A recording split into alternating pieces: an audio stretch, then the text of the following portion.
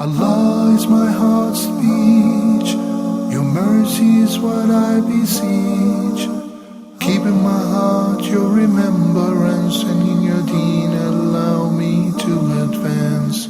Help me in my quest. Permit me to pass the ultimate test. Help me in my quest. Permit me to pass the ultimate test. Bismillah, assalamu alaikum, peace be with you. Welcome to another episode of Ask Huda. I'm your host, Omar Dunlap, and we have with us our beloved Sheikh, Dr. Mohamed Salah. Assalamu alaikum. Wa alaykum assalam wa rahmatullahi wa barakatuh. Jazakumullahu khairan, Omar. Thank you, ayyakum. And I would like to remind our viewers of our telephone numbers, 002-0238-555-248 or 249, or you can email your questions to us at ask@huda.tv. Sheikh, I would like to go to a pending question we have now from Sister Hawa from Nigeria. She asks, if a non-Muslim were to be generous and pay for a Muslim to go to Hajj or Umrah, is it permissible, or can we pay them back for them to go on their own religious pilgrimage? For example, if a Christian wanted to go to Jerusalem or something like that. Bismillahir Rahmanir Rahim. Alhamdulillahi alladhi bi ni'matihi tatimmu as-salihat.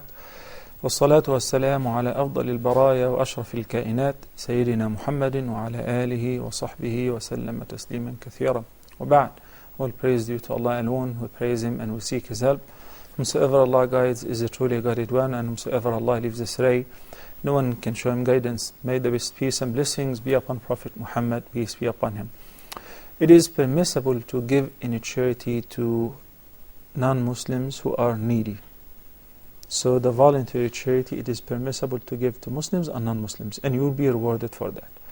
If a non-Muslim gave you a gift, other than a gift that is related to a religious ceremony or a religious event, such as celebrating Christmas or Thanksgiving or whatever, it is permissible to accept it and exchange gifts with them.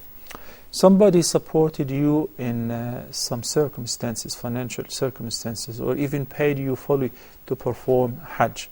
Thank you so much. But is it permissible to pay somebody to do a religious duty that is a duty that does not belong to monotheism? No, it is not permissible, because Allah subhanahu wa ta'ala said in Surah Al-Ma'idah, وَتَعَاوَنُوا عَلَى الْبِرِّ وَالتَّقْوَى وَلَا تَعَاوَنُوا عَلَى الْإِثْمِ وَالْعُدْوَانِ. Somebody wants to buy a small statue or idol or a cross. It's not even permissible for Muslims to trade in items like that. It is not permissible. So in any other areas, it is 100% permissible and recommended to honor your guests, whether Muslims or non-Muslims, to take care of your neighbors, whether Muslims or non-Muslims. They have been listed in the Quran that they do have rights, but to pay them to fulfill a religious service or duty, which we believe that it is false, it is not permissible. Jazakallah khair for that answer, Sheikh. We have now on the line Brother Khurshib from the United Arab Emirates. Go ahead with your question, brother.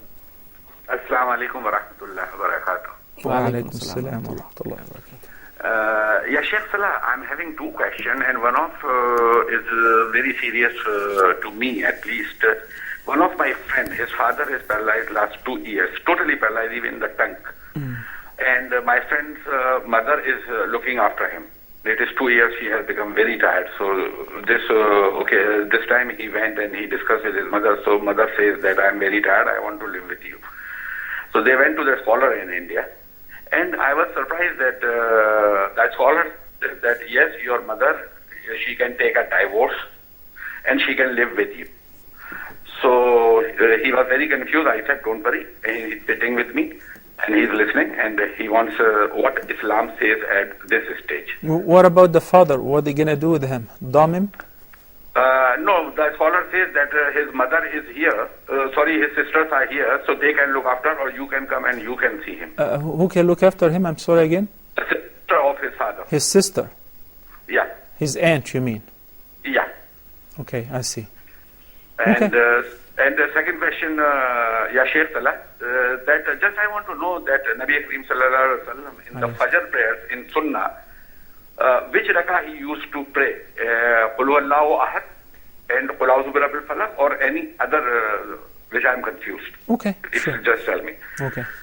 Thank you very much, Salah. You're most welcome. Assalamu alaikum wa rahmatullahi. Wa alaikum salam wa rahmatullah. Indeed, okay, I'll take this phone call first. Okay, yeah, we have on the line Brother Abu Sufyan from India. Go ahead with your question, please, brother. Hello, assalamu alaikum. Wa alaikum salam wa rahmatullahi wa barakatuh.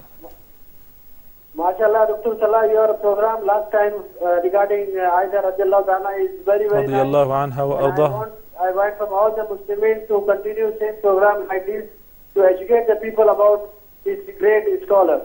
Jazakallah khairan. Inshallah, Allah Ta'ala will correct you for this your deed. Inshallah, grant you Jannat al-Firdaus. Ameen. And I you have too. two questions, Sheikh. Okay. I have two questions. Please One proceed is on. regarding the descendant of Prophet Sallallahu Alaihi Wasallam, like some family members, they are saying that they still belong to the family of the Prophet. So for this type of family, they are telling that we cannot give the star. So it is okay, and this family is called Sayyid family. Okay? Actually, could you repeat that question a little bit slower so I can make sure I have it correctly? Okay. My second question is. Okay. Can you hear me? Yeah, go ahead with your next question. Hello? Yeah, we can hear you. Go ahead with your next question.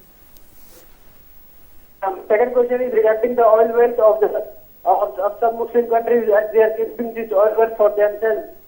It is fair to keep this oil wealth for them, as if they should distribute this oil wealth to all people of all the Muslims of Ummah, like Africa and Asia and other continents. Is it okay? Can you throw some advice on this, please? Thank you very much. Assalamu alaikum. Okay. Wa alaikum salam wa Wa alaikum rahmatullah. salam. Thank you for your question. We could go back to Brother Khurshid. Khurshid's issues. Indeed, it is very sad to hear such story. A couple who have lived together and they do have grown-up children. One of the spouses got paralyzed, whether it is the man or the woman.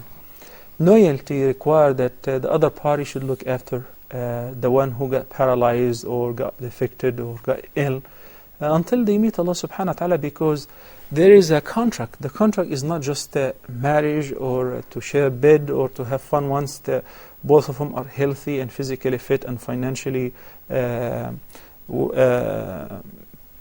good conditions. No, it is in ups and downs. It is in prosperity as well as in adversity, in health as well as in sickness. There is a mutual support. There should be a mutual support. She said that after 2 years she cannot take care of him anymore. That happens. Maybe you cannot take care of him, but that should not require you to ask for divorce and just dump him to his sister or any other family member. And the son should not help the mother to do that. Rather, I would suggest that if the son is financially capable, perhaps you can hire a full-time nurse or a maid or somebody who would take care of both of your parents. But it is not only about the labor or changing perhaps his adult diaper or but just seeing that his family members are supporting him and mutually supporting him, it makes a big difference. And in order to make it very easy for you, because you only presented your view, just remember that the Prophet ﷺ said in the sound hadith, لا يؤمن أحدكم حتى يحب لأخيه ما يحب لنفسه. Now let's look at it this way. He said, sallallahu alaihi wasallam, none of you is a true believer, not unless that you love for your brother exactly what you love for yourself. So let's assume that it was the other case around, the other way around. The case was the other way around, that it was the mother who got sick. Isn't it his right to get married again if he wanted to get married? Yes, of course. But what if he decided to divorce her and dump her? He may do that.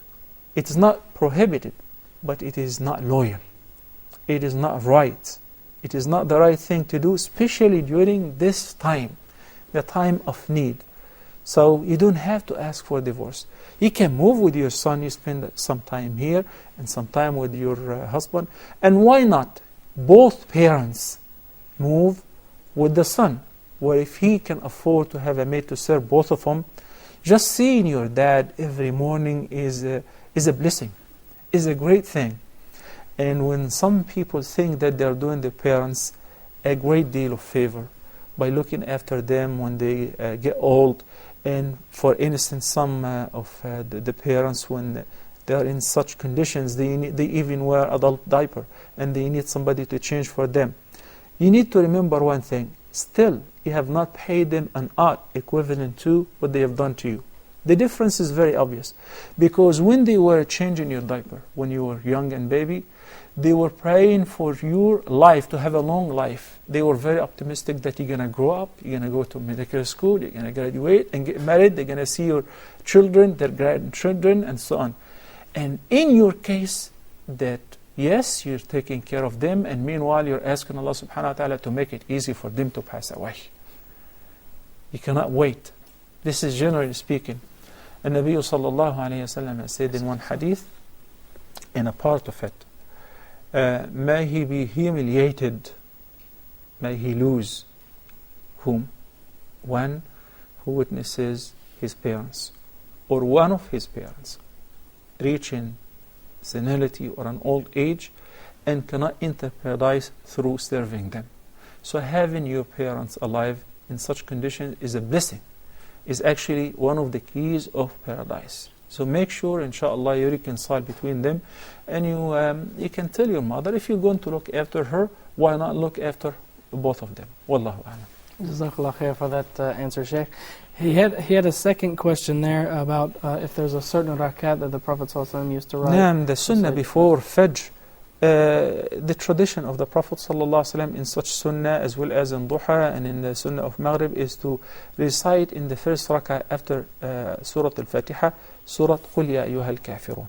And in the second rak'ah after Al-Fatiha to recite Surah Al-Ikhlas or Qul Huwallahu Ahad. That's not a must. It is just a tradition. So if somebody changes, it's perfectly fine, but it is recommended to recite it in this order. Wallahu a'lam. Jazakallah khair. We have on the line now Brother Omar from Nigeria. Go ahead, brother, with your question, please. Assalamu alaikum wa rahmatullahi wa barakatuh. Wa alaykum as-salam, ya Omar. My question is, this is concerning Sunnah prayer, that correcting Sunnah prayer. Some people are of the opinion that when you're correcting Sunnah prayer, you don't really need to correct it. Rather, if you make a mistake in it, since it's Sunnah prayer, you're not supposed to do Qabli or Badi to correct it. Okay, I got it. Yeah. Okay. My second question is concerning an act during prayer. There is a hadith that I was talking about not going down like the camel. But I watched it on a program that Sheikh Salah did, and he said this is not a pillar. It's not a pillar in the prayer. Mm-hmm. It doesn't really matter. So I want more clarification on that. That's going down with the knees before the hands when you're going for sujood. Okay. Okay. That's my second question. Jazakallah khair for that question. And we also have Sister Abdullah from Qatar. Go ahead, sister, with your question, please. Wa alaykum as-salam wa rahmatullahi wa barakatuh. I've got three questions. Okay. The first question is regarding, we were in India at the beginning of Ramadan, but for the end of Ramadan, we were in Doha. So we got to fast only 29 days, while the others got 30. So should we fast an extra day to compensate? Okay. Question number 2 is regarding zakat. My father bought some property with the intention that it is good value for money, and he didn't want to leave his money also in the bank. So is this property now zakatable? If so, how much should he pay? Okay. Number 3 is a non-Muslim woman equivalent to a non-mahram man? And if so, how much should one cover themselves in front of non-Muslim servants and neighbors, non-Muslim neighbors? Okay, that last question, just to make sure I understand, are you asking should a Muslim lady wear hijab, proper hijab, in front of a non-Muslim? Just like how much we wear the abaya and the whole thing completely, how much to cover ourselves in front of non-Muslim men, non-mahram men. Is it the same with if a neighbor visits us, if she's a non-Muslim, or we have a maid at home, or if she's even part-time, there is a lady is there at home, how much should we cover ourselves? You got that together? Okay, we got your question. Jazakallah khair for those questions, sister. We also have a question from Brother Omar. He said that correcting people in the Sunnah prayer, some people feel that it's it's not a big deal and so on. What's the ruling on that? Whatever applies to the fard applies to the Sunnah with regards to the order, and in case that forgetfulness happens, it should be fixed up, it should be corrected, and it should be followed by praying sujood sahw, exactly like in the case of the fard. So the claim of some people that you don't have to rectify any mistake that happens in the nawafil because it is just nawafil is absolutely false. It is a prayer. So if you forget the middle tashahhud, if you're praying 4 rak'ahs altogether, such as in Sunnah al-Dhuhr or Asr, you skip it and that's it because it's just a Sunnah? No. You rectify it. If you're not sure whether you prayed 2 rak'ahs or only 1 or 3, in this case you make up whatever you're certain, and you make up the missing rak'ahs if it is in minus, or if it is in extra, you still have to pray sujood sahw after the prayer. There is no difference between the fard and the nafl in this regard. Wallahu a'lam. Jazakallah khair for that answer. We have now Brother Amr from the United Arab Emirates. Go ahead, brother, with your question, please. Assalamu alaikum wa rahmatullah. Wa alaykum salam wa rahmatullahi wa barakatuh. Sheikh, my question is, there's a big debate whether smoking is haram or whether it's makruh. I would like you to just clarify on that for me, please. You just asked the right person. It is absolutely haram. It's absolutely haram. Now, okay. And inshallah, if I have a chance during the episode, I'm going to quote again and again and again the evidences from both the Quran and the Sunnah. Okay, please do that because a lot of people have... Inshallah. But I just have to cover the pending questions first in the backlog, and if we have time, Umar, inshallah, remind me. Inshallah. Okay, thank you. Wa alaikum salam. We have also on the line Brother Mohammed from the Kingdom of Saudi Arabia. Go ahead, brother, with your question, please. Hello. Yes, Brother Mohammed. Assalamu alaikum. Wa Wa alaikum salam wa rahmatullahi wa barakatuh. This is Muhammad Sharif Ahlan wa sahlan. from Delhi, based in Jeddah, Saudi Arabia. Well, Sheikh, I got a question. It's a quite technical question for me, really. I am a kind of sandwich between the religious verdict and my practical life. I am a marketeer, and alhamdulillah, I am wearing beard, but it is not as per the Sharia, the peaceful. So, can I have a beard like, say for example, if you free with the machine, 3 number, 4 number like that. And another practical problem is if I try to grow it, so somehow I've got to say really I don't feel like a kind of a pious guy. It looks like a bad growth. So please guide me as to what's the best way for me to follow. Okay. Thank you very much. Jazakallah khair. We could go back to Brother Omar's question from Nigeria. He said we've mentioned before in the program a hadith about going down into sujood like a camel. What does it mean? It is true that we discussed this in details in the program of the Prophet's prayer. And what I said exactly is the hadith which is concerning this move in the prayer, that we should not resemble camels because they kneel down on the knees first, has been interpreted differently. Some of the scholars say, but the knees of the camel are in the front legs, not in the rear ones. So that's why they understood it as that you should not go on the hands first, rather you should go on the knees. Others have understood it as is, the explicit meaning of the hadith, that you should not go on the knees first. So I said to come out of this difference, even though I chose what I believe is more authentic and right, I said to come out of this confusion, if you choose this opinion, your prayer is valid. If you choose the other opinion, your prayer is valid, because that is not a pillar of the prayer. That is not a pillar of the prayer.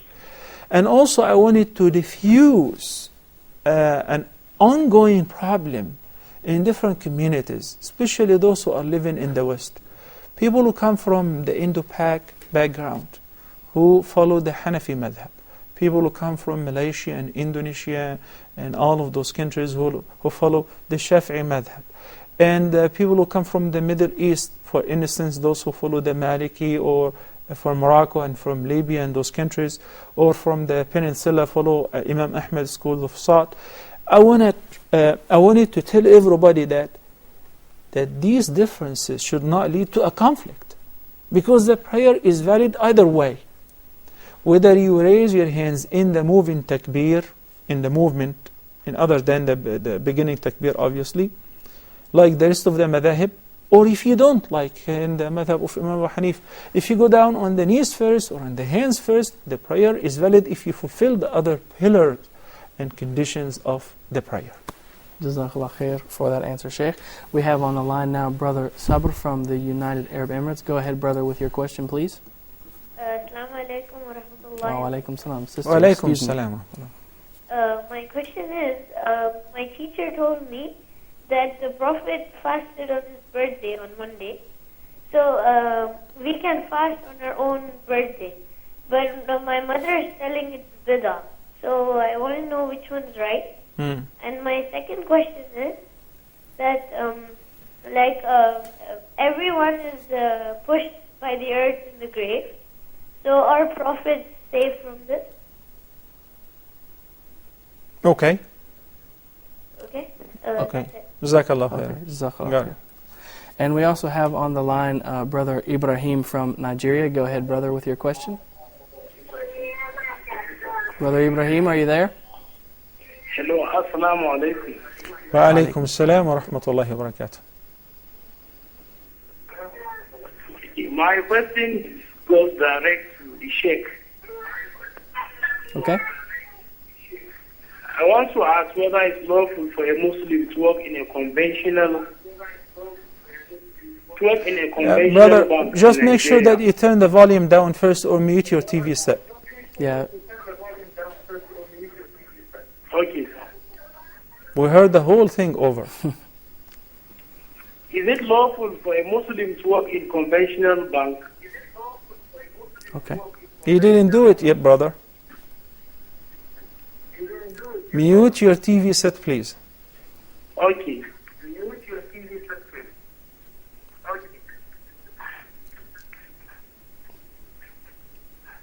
Is Sir, that is it lawful for us, for a Muslim to work in conventional bank? okay? I have that question.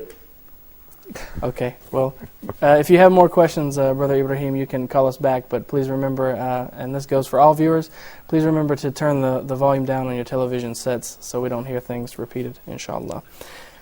We have a question from Abdullah from Qatar. She said that there's a discrepancy sometimes in the beginning and the end of Ramadan, differences of opinion there, and they feel like they only fasted like 28 days or something like that. Yeah. Do they have to make that up? Yeah. Well, if you started fasting in your locality, then you travel to one country which fasted till, for instance, 28 days. Then the next day was declared as the Eid. Then you break your fast and you celebrate Eid with them, and you make up one day, at least one day, in order to come to the least number of days of Ramadan, 29 days. What if it is other way around? That you fasted with one country and you want to travel to another country, and they ended up fasting more than 30 days, 31 days. You should still fast with them and celebrate Eid with them, even though you fasted an extra day, because it could never be 31 days. Why? The reference is the Prophet ﷺ said, صُومُوا لِرُؤْيَتِهِ وَأَفْطِرُوا لِرُؤْيَتِهِ. So basically we begin fasting once we sight the crescent. And also we stop fasting and celebrate Eid once we sight the crescent of the month of Shawwal. But you moved from one place to another. If this locality is still fasting and they have not sighted the moon of the month of Shawwal yet, you should fast with them. If they sighted the moon and it was only 27 days or 28 days, you should stop fasting and celebrate Eid with them, then make up the difference some other days, inshallah. Jazakallah khair for that answer. We also have Brother Yunus from Nigeria on the line. Go ahead, brother, with your question, please. Brother Yunus? Okay. Assalamu alaikum wa rahmatullah. Wa alaikum assalam wa rahmatullahi wa barakatuh. My question is this, please. I want to know this. Is it allowed for a Muslim to vote for a non-Muslim when it comes to the terms of democracy? Is it not allowed? If it is allowed, then you can tell me the conditions. If it is not allowed, please, what is the way out for a Muslim voting for them or giving them a priority, saying that they are more better than Muslims? Okay. Okay. Jazakallah khair for that question there. We could go back to another one of Abdullah's questions. She was saying that her father bought some property and they pay a certain amount of taxes on it. Do they still have to pay a zakat on it? What's the rule behind that? It depends on the intention of possessing and maintaining the possession of the property. If it is for trade or business, then it is zakatable every year. And by the way, there is no relationship between taxes and the zakah. Taxes, whether it's Uncle Sam's taxes, their Uncle Sam, or whatever, it belongs to the state. It belongs to the country. But the zakah, it belongs to the poor. It is the right of the poor. إِنَّمَا الصَّدَقَاتُ لِلْفُقَرَاءِ وَالْمَسَاكِينَ. So those who are paying, for instance, 10% or 8.25% more or less, they should not say, I already paid taxes. No, you have not delivered the right of the poor to them. If you bought this property with an intention of trade or investment, then it is zakatable. And in this case, every year you must pay 2.5% on the current value of this property, the market value, and that is annually, based on the lunar calendar. Jazakallah khair for that answer. We have on the line Sister Hawa from the United Kingdom. Go ahead, Sister, with your question, please. Assalamu alaikum, Shaykh. Wa alaikum assalam wa rahmatullahi wa barakatuh. Thank you. Thank you for answering my call. My question is, I'm studying at the university, and I've got 3 female flatmates, but last week they just brought a flatmate. I really don't know what to do. I asked them if they could change his flat, but they said there's nothing they could do. So now there's 4 females and just 1 male. And I usually cook on Fridays for all my female flatmates. So I don't know if I cook, should I give him or I should just exclude him? I really don't know what to do. Plus, I'm really uncomfortable with a male in the flat. I always play sometimes. I find it very difficult to sleep. So you have a male roommate, or can you hear me?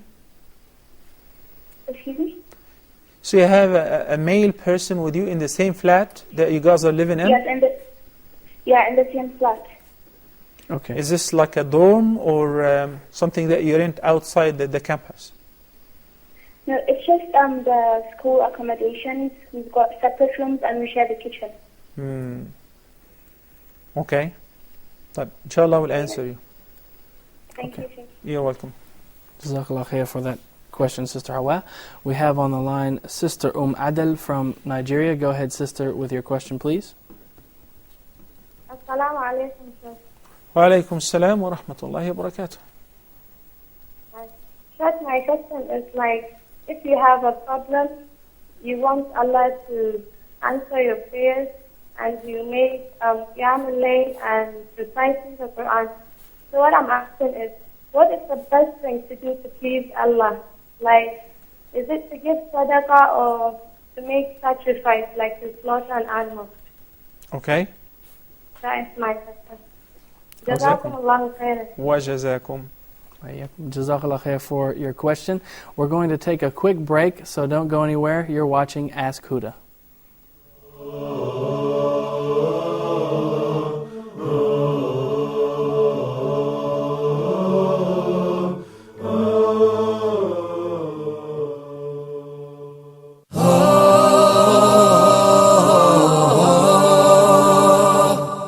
The Philosophy of Islamic Law, a program for restoring belief and trust within Muslims' mind and heart, and for re-establishing a true concept about Islamic rules for others.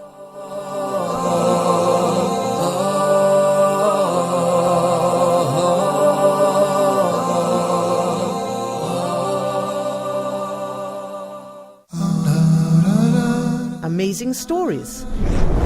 In this program, we get to know about people of the past whose stories were mentioned in the Islamic tradition and related by the Prophet, peace be upon him. That verily us, meaning Allah subhanahu wa ta'ala, we tell you about the best of the stories. We tell you about the best of the stories. When we narrate a story, when we read a story, when we try to benefit from a story, what we are trying to do in reality is to go back through the steps, through the different parts and sections of this story until the story is actually completed, and that we can take the actual benefit directly from the story.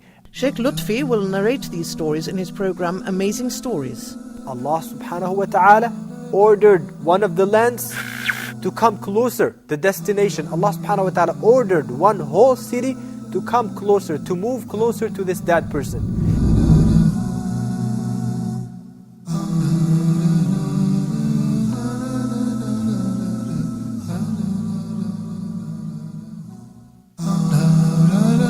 Be proactive.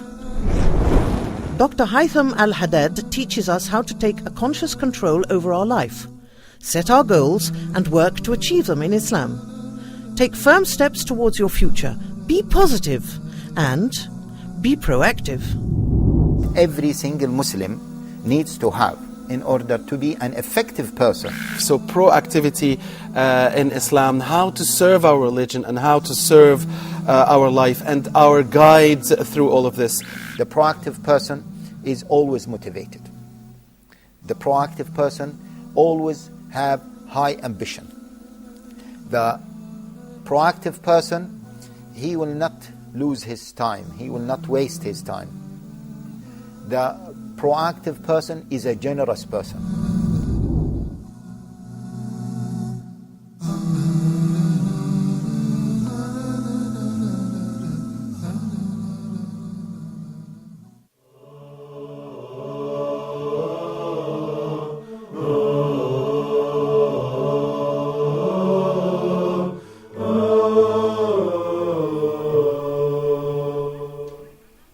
Bismillah, assalamu alaikum, peace be with you. Welcome back to Ask Huda. I'm your host, Omar Dunlap. I would like to remind our viewers of our telephone number, 002-0238-555-248 or 249, or you can email us your questions at ask@huda.tv. Sheikh, I want to go back to the question of Abdullah from Qatar. She said, how much should a Muslim lady cover in terms of hijab around a non-Muslim lady? Okay, that's a good question. The awrah of a female before another female is basically from the navel to the knees. Allowing sometimes a breastfeeding woman to feel comfortable before other women, but in other conditions, of course, that part will be covered as well. Similarly, before non-Muslims, if this non-Muslim woman is a trustworthy woman, if she's a woman of manners, but a woman whom you may suspect that she may describe the details of you before her husband or before other gathering. Whether this woman is a Muslim woman or a non-Muslim woman, then you should wear a hijab before her. So it's a matter of suspecting that one of those who will be present or one of those ladies is not a trustworthy woman. In this case, you should cover up properly. Some of the scholars said, well, a non-Muslim woman should be treated like a male. And this opinion is adopted by many of the scholars, which I personally believe the first opinion is more authentic, because there is no direct proof that a Muslim woman should cover before a non-Muslim woman fully, like she's covering before a man. Wallahu a'lam. Jazakallah khair. We have on the line Brother Saleh from Switzerland. Go ahead, brother, with your question, please. Assalamu alaikum wa rahmatullahi wa barakatuh. Wa alaikum assalam wa rahmatullahi wa barakatuh. My question is, if one goes for Fajr prayers at the mosque, and then you arrive late, the first rakat is already gone, so the second rakat is after this. You sit down, the Imam says Assalamu alaikum. So I see some they read loud and some they read low. So can you clarify this for me, which one is correct? And my second question is also concerning about the mosque, that if the first row is completed, and then you came, and then the second row you are alone there. So I see some they pull one behind, or some they squeeze inside. Okay, some they stand alone, even there is nobody there. So can you also tell me this? I got it, Salih. Am I allowed to add another third question? Sure. Okay, my third question is, I have a family member that I advise not to take riba, but he take riba because he say he want to buy a house, something like that. So I was not happy. I tell him all what the Prophet said about it and the Quran, but still he went with it. So for me, what can I do to this family member? Okay. I'm not happy. So what should I react to him? Okay. Thank you very much. You're most welcome. Okay. Jazakallah khair for that. I would like to go back to Brother Amr's question. He said he was talking about smoking. Is it haram? Is it makruh? What is the evidence I'd like for to that? begin from bottom to top with the evidence, and in brief, because there are many callers who are holding on the line, we're holding them. I would just like to ask a very innocent question, which is, if we like to measure smoking, pros and cons, benefits versus harm, can you count one single benefit of smoking?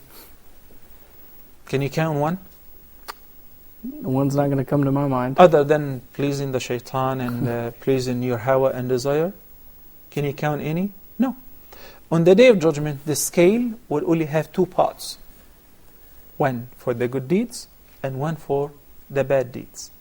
So every action or saying or even hinting has to be deposited somewhere, either in the part of the good deeds or in the part of the bad deeds. So I want to ask another very innocent question. What do you think? Which part would be more worthy of smoking? Smoking will be deposited in the good deeds or in the part of the bad deeds? Can you present an answer? Even heavy smokers would say, obviously, with the bad deeds. Oh, you already answered yourself, right? So now we agree that we put a cross sign on smoking. It's bad and it's restricted. The level of the prohibition, is it just mere dislike, or should be dealt with as completely prohibited? And is it as prohibited as drinking, as alcohol, for instance? Let's see the effective cause of drinking. Why was it prohibited? Allah subhanahu wa ta'ala, in the last stage of prohibiting wine, He said, يَا أَيُّهَا الَّذِينَ آمَنُوا إِنَّمَا الْخَمْرُ وَالْمَيْسِرُ وَالْأَنصَابُ وَالْأَزْلَامُ رِجِسٌ مِّنْ عَمَلِ الشَّيْطَانِ فَاجْتَنِبُوهُ. You must avoid it because it is of the filthy work of Satan. And that is too, smoking. In a stage before that, Allah subhanahu wa ta'ala said, يا أيها الذين آمنوا لا تقربوا الصلاة وأنتم سكارى حتى تعلموا ما تقولون. Don't you approach the prayer or start it while you're drunk in order to know what you're saying. In the very early stage, Allah subhanahu wa ta'ala said, يسألونك عن الخمر والميسر قل فيهما إثم كبير ومنافع للناس. They ask you, O Muhammad, concerning alcohol and gambling. Say, they possess some benefits and some harm. And their harm is way greater than any benefit. So as we tried to measure the pros and cons, the benefits versus the harm in the beginning, and we counted only one benefit in the case of khamr, which is trade, that those who sell wine, they make a worldly profit. Soon it will depart them, and they will depart it, and it will be also deposited in the balance of their evil deeds. So that is the only benefit, which is, if you investigate it, it is harmful as well, because it is haram. And the Prophet ﷺ said, كل جسد نبت من سحت فالنار أولى به. So those who are trading in whatever is haram, they think they are creating or generating a profit, while it is destroying them. And the far is more worthy with such body which he grew up and nourished out of haram. Bottom line is, if there is no benefit whatsoever in smoking, then let's count the harmful effects of smoking. Number one, I understand that approximately 70% more or less of lung cancer is due to smoking, whether first hand or second hand. So it's not only limited to the smokers themselves, it is extended to those who happen to be in the surrounding. And that's why in advanced countries, the countries which produce and manufacture cigarettes heavily, they have put so many restrictions. And you just returned from Tennessee, and just a couple of months ago, they banned smoking completely in any restaurant, any indoor, in any mall, even in bars where they drink alcohol. Even in bars. Yeah. I was there in the last day when they said today is the last day. They left all the non-smoking signs and smoking areas. It has become completely smoking free. Why? Because they know better it is harmful. But they export it to other countries heavily in order to poison them. And if you're free to buy or not to buy. So if you're stupid enough, you buy. Because An-Nabi sallallahu alayhi wa sallam said, on the Day of Judgment, no one will be dismissed before having to answer 4 questions. There is a very interesting question out of the 4 questions, which is your wealth. من أين اكتسبه وفيما أنفقه. How did you earn it? And how did you spend it? So imagine when you tell Allah subhanahu wa ta'ala that He gave you a provision and you abused it. You bought poison. You bought poison to poison yourself, to kill yourself, and kill your family members, or your colleagues, or your friends who are sitting around you. It is very sad when I was very sad when I've seen some unformed or informed children, infants, basically some mentally retarded and things like that. And when I asked, the mother told me that because she was a smoker. So you're hurting yourself, you're hurting your body, your lungs, your pocket, and you're hurting your beloved ones. A child, an innocent child, has to live his or her entire life mentally retarded, deformed. Why? Because of an evil satanic desire. So can you give me one single reason why shouldn't it be considered as haram? Allah subhanahu wa ta'ala said, وَلَا تَقْتُلُوا أَنفُسَكُمْ إِنَّ اللَّهَ كَانَ بِكُمْ رَحِيمًا. Don't you kill yourselves. Allah is most merciful with you. Any mean of killing, whether slowly, gradually, or innocently, is haram. So since it leads to death due to lung cancer, for instance, or, then it should be considered as haram. And Nabi sallallahu alayhi wa sallam has said in the sound hadith, harm should neither be inflicted nor reciprocated. And both are available in smoking. You hurt yourself and you harm others as well. There is no benefits in it. And it's not some sort of addiction. Even if it is, you must quit. So I want you to imagine that the companions, before the prohibition of wine, that they lived their entire life drinking. It was like our soft drink, right? Some people do not eat any meal without having their soft drink. The Sahaba before Islam and for many years before the last stage of prohibiting wine, they used to drink. So once the last stage was achieved, and Allah subhanahu wa ta'ala said, فَاجْتَنِبُوا, you must avoid it. The companions, some of whom were already drinking. So once the caller said, Allah has prohibited drinking, Allah has prohibited wine, they dropped the glass. Big pots, ancient pots. It's a wealth, very expensive. They poured them in the streets immediately and they broke the pots. It was described as rivers running out of wine in the streets of Medina. Why? An immediate compliance. Because they loved Allah. they know exactly the command is coming from whom. So there was an instant compliance, an instant obedience. We as a Muslim Ummah should be the first to declare Mecca a smoking-free area, a smoking-free zone. And all the holy places, in the schools, in the public areas, in the public transportations, the sporting clubs. Yahi, it's very sad that you go to some sporting clubs in Muslim countries, they don't allow the jubbah or the thawb for men to say, no, you look religious. Okay, and they are very strict in applying these rules. But you see people smoking right and left. I was at one of the airports in some of the Arabic countries. And once I landed, everybody was smoking, and I saw it's air conditioned and closed hole at the airport. And I saw a big ranking officer who was smoking. And I noticed that he was smoking beneath a huge sign which says, no smoking.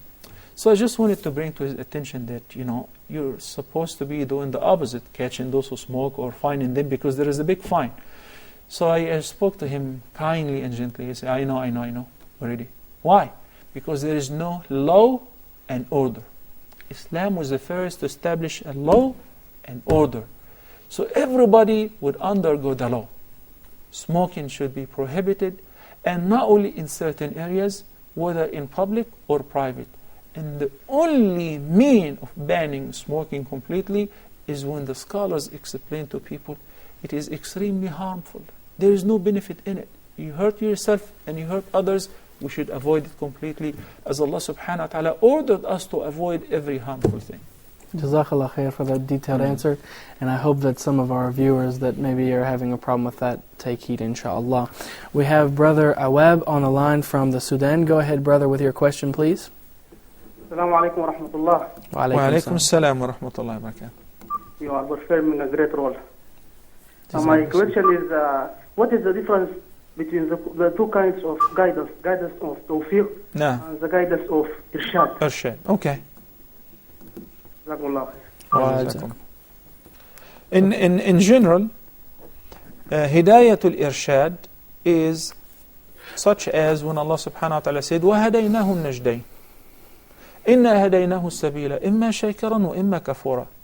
It's like the traffic light, for instance. Green, you may go. Red, you have to stop, and so on. But some people do not even consider the red color as you have to stop. They cross the light, and that's why they get fined. So Hidayatul Irshad is to tell everybody this is the truth. وَأَنَّ هَذَا صِرَاطِي مُسْتَقِيمًا فَاتَّبِعُوهُ. Hidayatul Tawfiq is to give success to certain selectees or certain individuals whom Allah subhanahu wa ta'ala would choose as His ibadahul mukhlasin, chosen servant, to comply with the first kind of guidance. Hidayatul Irshad is for everybody. Iblis, Satan, was given Hidayatul Irshad. Pat Robertson was given Hidayatul Irshad.